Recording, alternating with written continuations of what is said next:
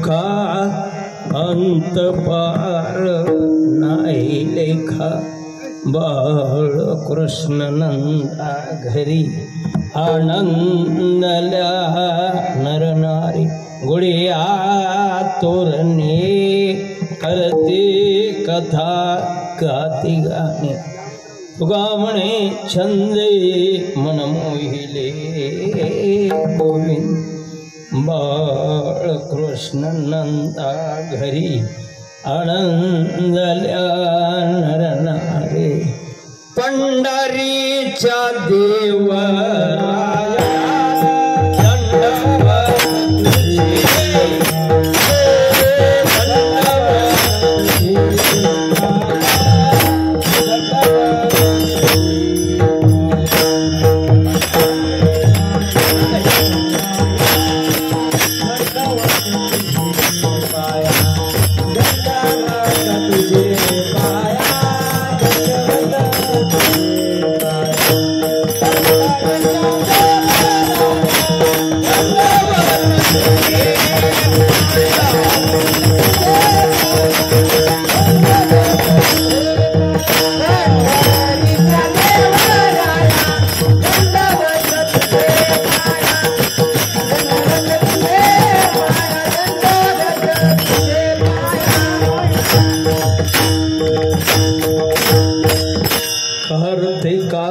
अपार पंढरपुरा यात्रा पहा चालली पाहुनी हुरडा धन्यास म्हणते आम्हा क्षुधा लागली सांगे जो सकळा लोटा निजमळा गरजनिया विठ्ठला त्या श्री संत चरणी साष्टांग मी घातिला मनोजमं मारुततुल्य वेगं जितेन्द्रियं बुद्धिमतां वरिष्ठ वातात्मजं वानरयूथमुख्यं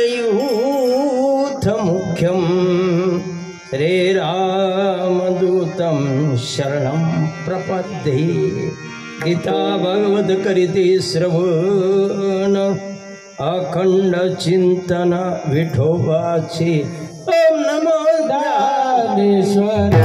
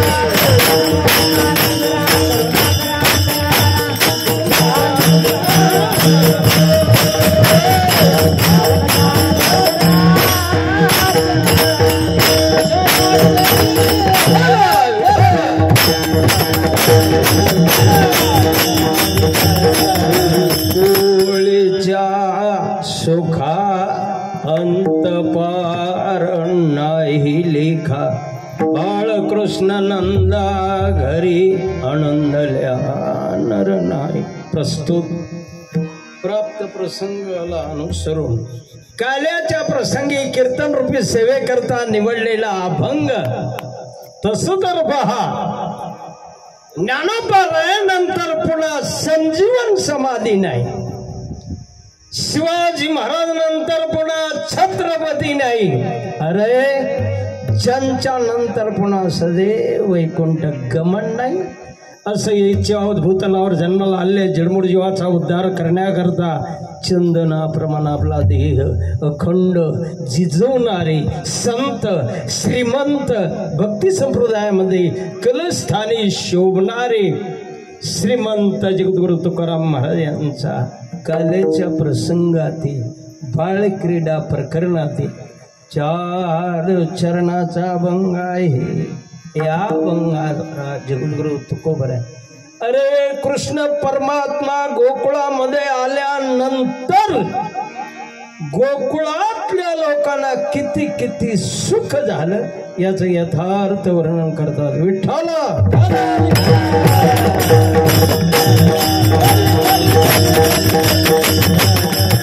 चालू असलेला अखंड हरिनाम सप्ताह भागवत कथा ज्ञानयज्ञ 16 आमचे परमार्थ प्रेमी भागवताचार्य हरिभक्तीपरायण वशिष्ठ महाराज थोरात यांनी घडवून आणलेला सप्ताह आहे. बऱ्याच दिवसाची इच्छा. नानांनी सांगितलं 20 वर्ष झाले 4 धाम यात्रा केलेली आहे आणि त्याचं मावंद करायचं. होय बरं एकटेच गेले नाही, कुठं बी गेलं तरी जोडीनं गेलेलं बरं असतं. म्हणून त्यांच्या सुविद्या पत्नी सौभाग्यवती विमलताई वशिष्ठरावजी थोरात या दोघांनी तीर्थयात्रा केलेल्या आहे. त्याच्या मावंद्याच्या कार्यक्रमाच्या निमित्ताने आजचे कीर्तन रूपी सेवा म्हणजे अखिल भारतीय वारकरी मंडळाच्या अध्यक्ष संत पीठपाठांचे कुलगुरू प्रकाशजी भोसले महाराज यांची होती. पण दोघांनी बी ऐकणाऱ्याने बी तारीख देणाऱ्याने बी थोडं गडबड केली. जमलिंग का व्हायला नाही का. हो ही घडायला माझं भाग्य समजायचं. आज काय गैरहाजरीतली हाजरी शाळेत पेपरमध्ये असतं रिकाम्या जागा भरा. जन्मभर रिकाम्या जागा भरलोय. चाकरवाडीकर माऊलीच्या जागेवर बखळ कीर्तन, प्रकाश महाराज जागेवर तर जन्मच गेला. संदीपान महाराज असतील.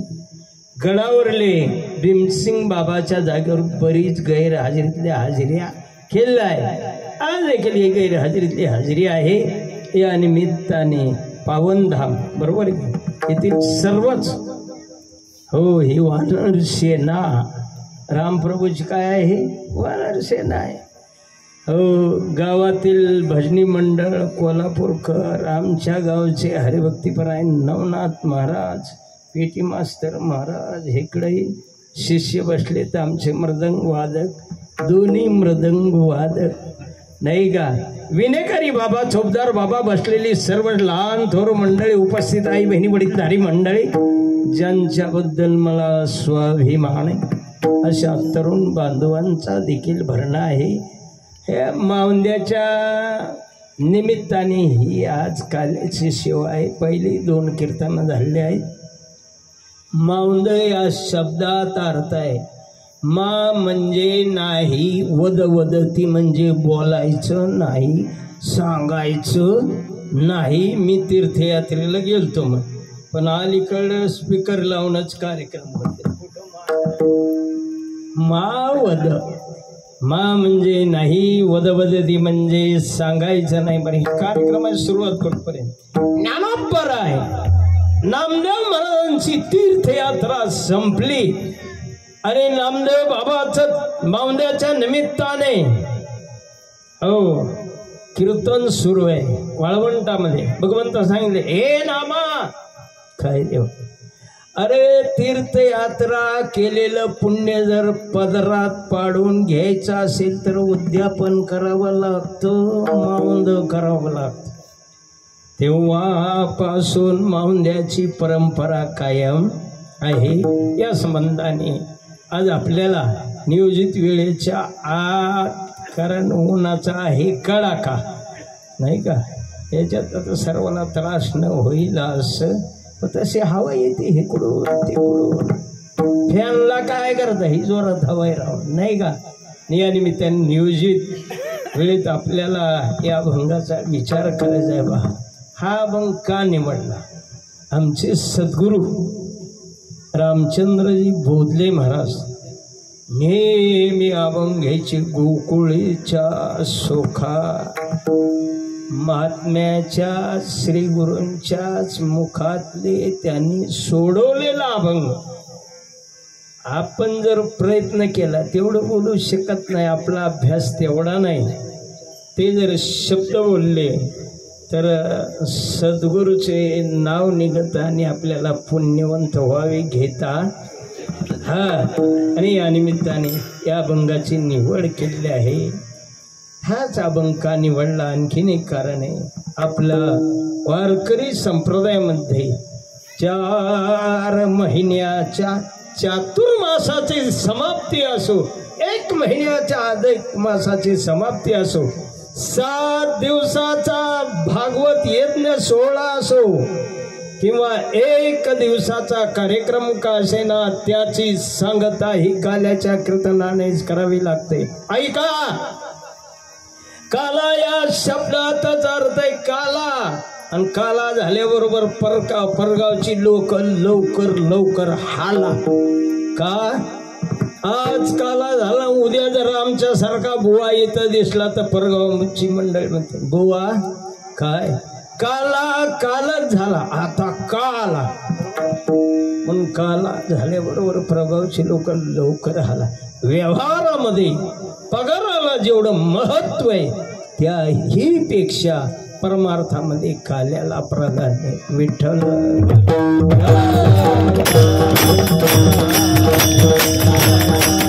काल्याचं कीर्तन म्हटलं रे म्हटलं की बंधनात. तुकाराम महाराज काल्याच्या कीर्तनालाच बंधन नाही. 7 दिवस 7 कीर्तन कराने काही सांगत सुटावं का नाही बाबा. 7 दिवस देखील 2 पथ्य कीर्तनकाराने पाळावे. एक तर राजकारणाचा शब्द नारदाच्या गादीवर उभा ठाकून कधी काढायचा नाही. दुसरा आहे बुवानी प्रपंचातल्या गप्पा कधी मारायच्या नसतात. का रे, या 2 रुपयाच्या पेपरद्वारा सकाळी राजकारण ऐकायला मिळतं. लोकांचा वेस्ट टाइम करण्याची गरज नाही. प्रपंचातल्या गप्पा का मारू नये. कीर्तनकार बुवापेक्षा पुढे बसलेली मंडळी ज्ञानवृद्ध तपोवृद्ध असतात. कीर्तनकार बुवापेक्षा पुढल्यांना प्रपंचातलं जास्त कळतं होय. आणि तुमच्या पुढे जर प्रपंचात गप्पा हाणल्या तर कसं होईल सांगू का. शेतकरी भाषेत भर पावसात मोड धरल्यासारखं होय. मग काय सांगावा 7 दिवस भक्ती ज्ञान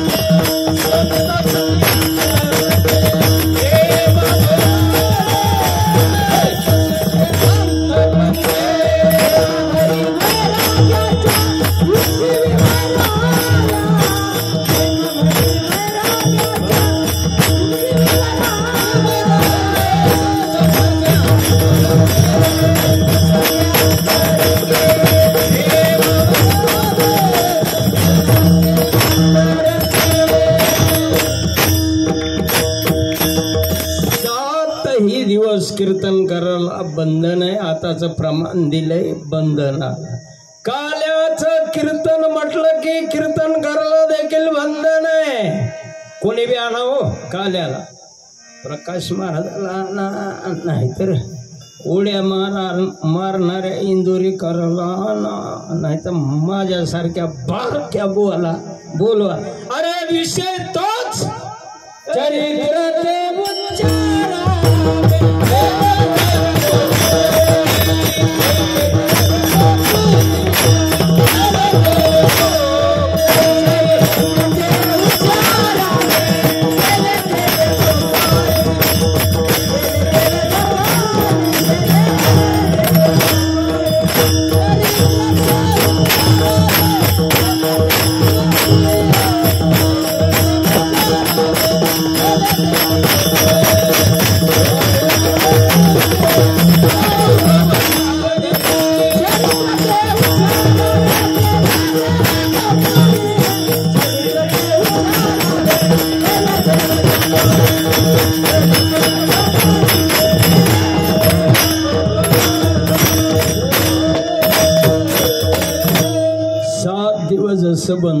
जसं काल्याचं कीर्तन म्हटलं गेलं, चरित पेटी मास्तर चरित्र ते तीन तीन करत कीर्तन करून माझा बी आवाज आला, हे आले थोडी साथ द्या मग.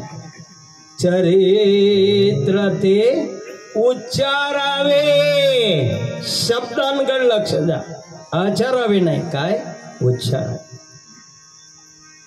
उच्चार करायचा तो श्रीकृष्ण परमात्म्याने गोकुळात केलेल्या चरित्राचा. आचरण करायचं असेल तर ते चरित्र श्रीरामचंद्र प्रभूच. का असा एकही प्रसंग राम कथेमध्ये नाही की जिथं आमच्या एकाही प्रश्नाचं उत्तर सापडणार नाही. राम कथा हर समस्या का जवाब आहे.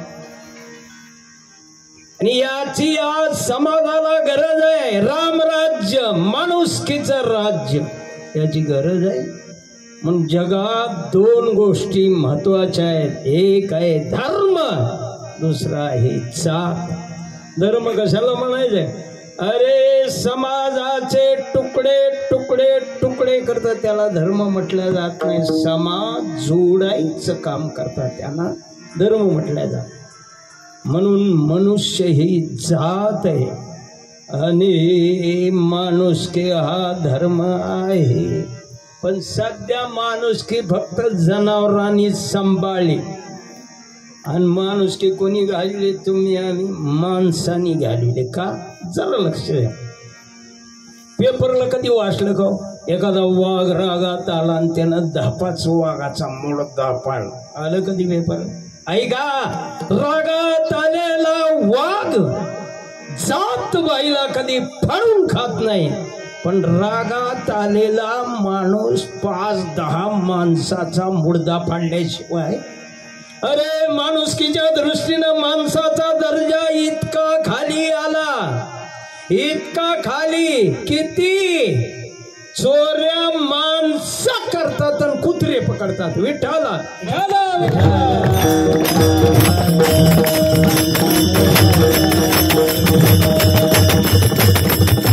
आचरण करायचं रामप्रभू चरित्राचं. का? ऐका ना, संसारात आपलेल्या मानवी जीवाला शांत करण्याचं एकमेव साधन रामकथा. सांगूच का? अरे एखाद्या माऊलीच्या मनाविरुद्ध घटना घडू द्या, घरातील सगळ्यांना बाहेर जाऊ देते, आतून कडी लावून घेते, रॉकेलचा 5 लिटरचा डबा जवळ घेते, काळी पेटी घेते आणि फोटोला नमस्कार करते रामप्रभूच्या. प्रभू असलं अपमानित जीवन जगण्यापेक्षा 5 लिटरचा ओतून घेऊन पेटवून घे. 1 मिनिटात पेटवून घेणार. तुलसीदास स्वामी जवळ आले, राखेल ओतून घेणाऱ्या माणूस 2 मिनिट दम काढा.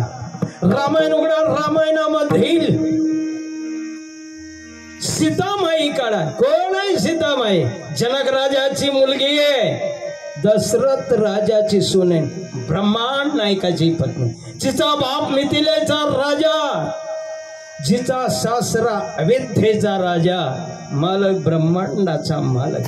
त्या जनकाच्या मुलीला, दशरथ राजाच्या सुनेला, अरे ब्रह्मांड नायकाच्या पत्नीला 14 वर्ष उशाला दगड घेऊन झोपावं लागलं. दुःखाचा एक शब्द सुद्धा पुढे केला नाही. राखील ओतून घेणाऱ्या मावस सीतामाई इतकं दुःख आलंय का जीवनामध्ये? एवढं ऐकल्याबरोबर 5 लिटरचा डब्बा लांब जातो.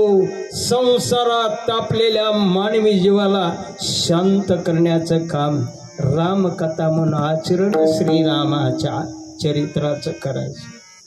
आणि जोपर्यंत आपल्यातला एकांगी विचार संपत नाही तोपर्यंत रामराज्य येऊ शकत नाही. ऐका ना, एकांगी विचार कशाला म्हणे? पती गावाला निघाला, पत्नीनं आतून आवाज दिला, ओ मालक. काय? कुठं चालले? खोटं नाही. अहो सांगा ना कुठं चालले ती? मी का आपल्या ताईला मुलगा पाहायला. नाही का? मग एक करा. काय? बिगर आईचा मुलगा बघा, बिगर आईचा. कळतं का नाही कीर्तन? कसला मुलगा बघा, बिगर आईचा. त्या मुलाला आई नसावी म्हणजे माझ्या ताईला बसलेल्या माणसानं काय आकडा माकडा तर नाही ना घातलेला. ताईला कोण नसावी? मग कवा म्हणायचं? उद्या सकाळी. ताईला सासू नसावी.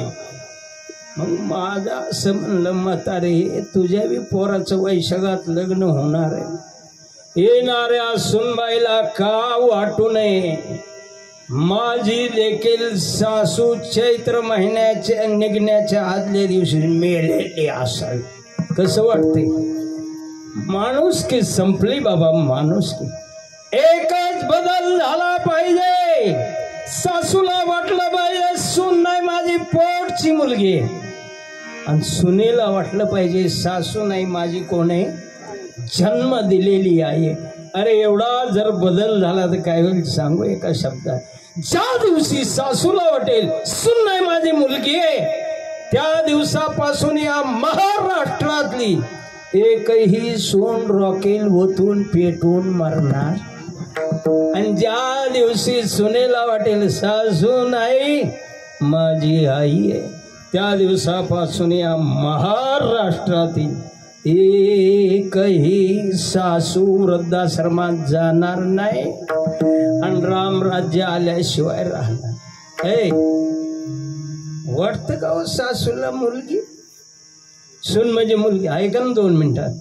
जावई आणि मुलगी उद्या मोटरसायकलवर काय आनंद होतो सासूला.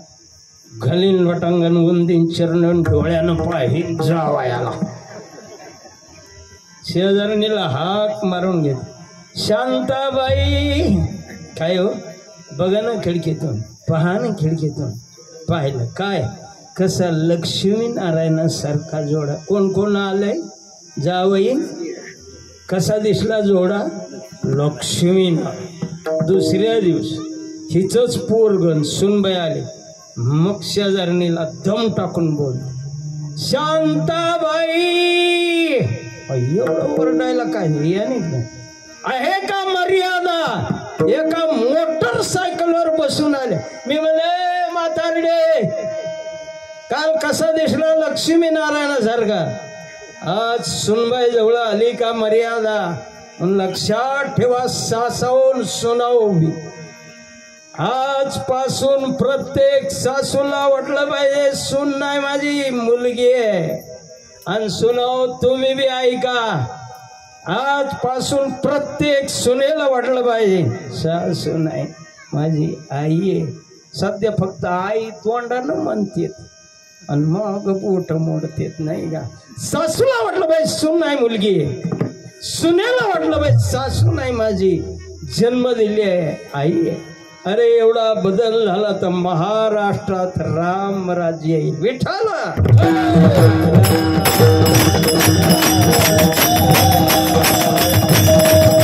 प्रपंचातल्या प्रत्येक प्रश्नाची उत्तर राम कथेत आहे.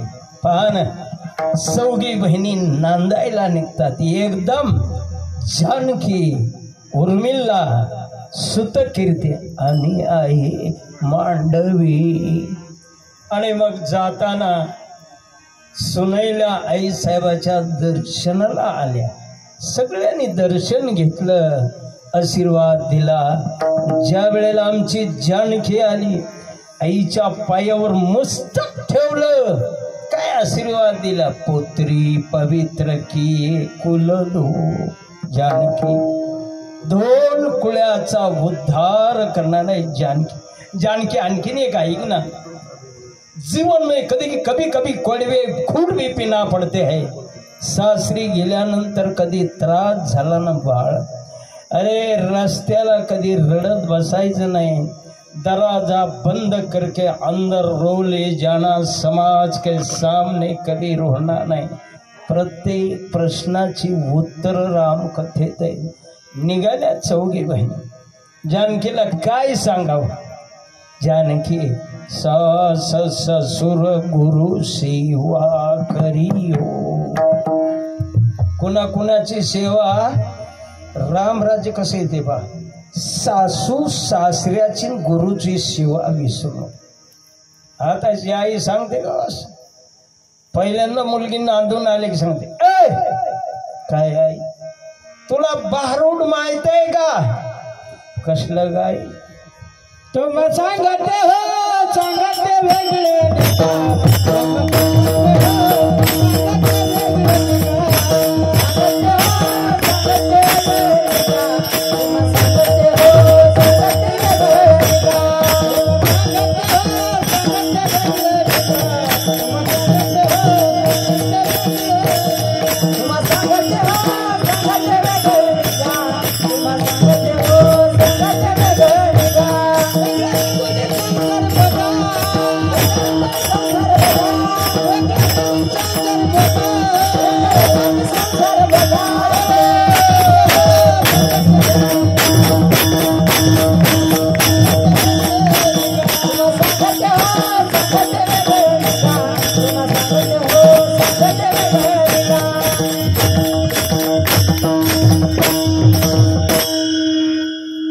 वेगळे बारूड तुम्हाला सांगते एकात राहा का वेगळं निघा.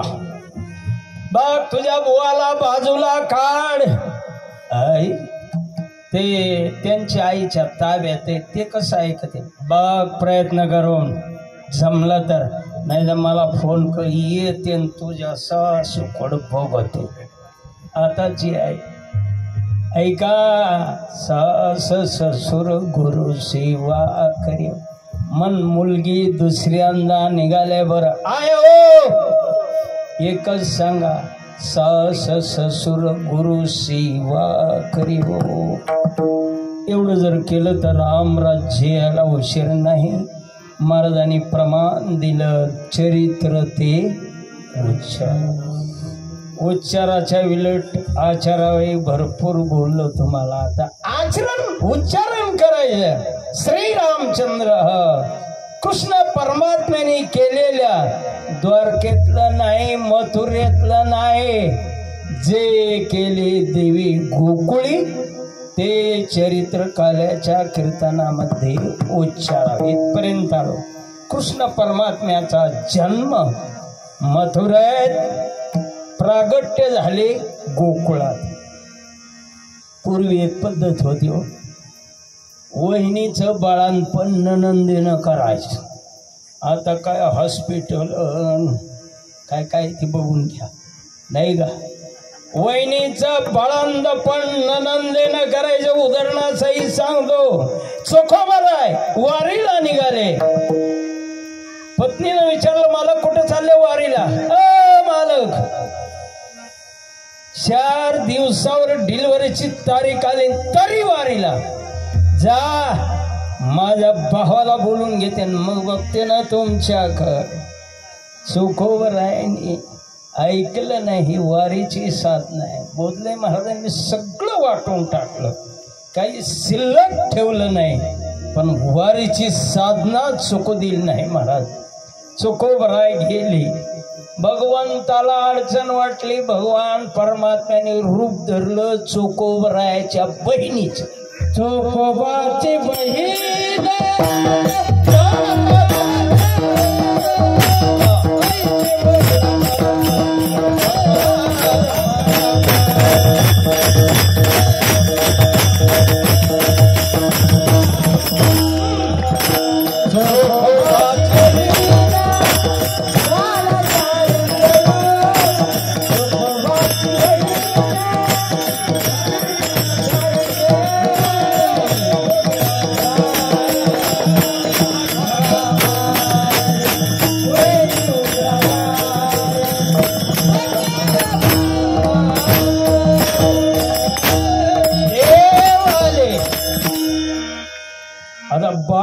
पण करायचं म्हणल्यावर महिलाचं रूप घेऊ, वहिनीचं रूप घेऊ. कोणाच्या? तुमच्या का माझ्या? अरे चोकोबरायाच्या बहिणीच्या रूपात. चोकोबरायाच्या बहिणीचं नाव निर्मलाबाई. निर्मलाबाईच्या रूपात देवाला दारात उभा राहिला. वहिनी थाप मारली, दार उघडा. दार उघडल्या गेलं. ननंद भावजा एकमेकीला कडकडून भेटल्या.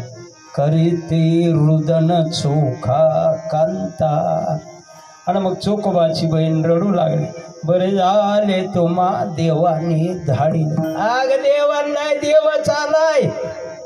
कोण आले?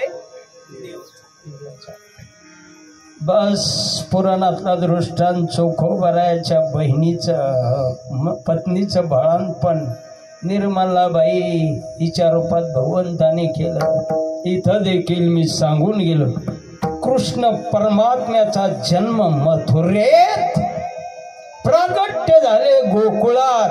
बरोबर आहे. हिकडला बाबा तिकडं नेलो, तिकडली बीबी इकडं आली. कारण वेळ घालवायची नाही. फिरविले दोन्ही कन्या आणि चक्रपाणी. देव कुठं आले? कुठं आले देव? बनकरांच्यात आले का? हा, गोकुळात आले. आता झोपल्यावरच करायला पुढले. तुम्ही बोलला तर मला जरा वाटतंय कळायला. परमात्मा गोकुळात आले आणि या 4-2 दिवसामध्ये यशोदा माईचे बाळंतपण जवळ आलेले. म्हणून नंद पाटलाची बहीण सुनंदा आलेली आहे माहेरी. सकाळी सुनंदा आपल्या वहिनी पर्यंत पोहोचली. बाळ बघितलं. काय होतं? मुलगा का मुलगी?